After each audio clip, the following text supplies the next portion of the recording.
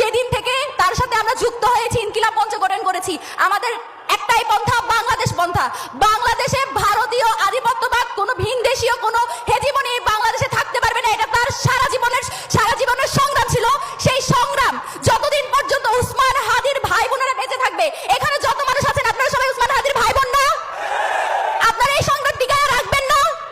ওসমান হাদি যদি আর কোনোদিন কথা বলতেও না পারে, এসে যদি বক্তৃতা দিতেও না পারে, আপনারা এই সংগ্রাম চালিয়ে যাবেন না? এই ভারতকে আমরা স্পষ্টভাবে জানাই দিতে চাই, আপনাদের কাছে যত বাংলাদেশে যখনই কোনো গুম খুন হত্যা হয়, সেই অপরাধীগুলো আপনাদের দেশে গিয়ে আশ্রয় নেয়। আপনারা হইতেছেন এমন একটা রাষ্ট্র যাদের কোনো ভালো রেকর্ড জীবনে কেউ দেখাইতে পারে না, বরং সব সময় সব অপরাধীর আশ্রয়স্থল হয়ে ওঠেন আপনারা। আপনারা যদি এটা চলমান রাখেন, হাসনাত ভাই একটু আগে বলে গেছে, আমি আর মুখে বললাম না।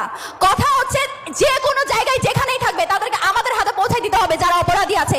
এই দেশের সাংবাদিক এবং গোয়েন্দা সংস্থা কে কোথায় কখন কার সাথে কি করে, এই সব কিছুর ফুটেজ তাদের কাছে থাকে। কে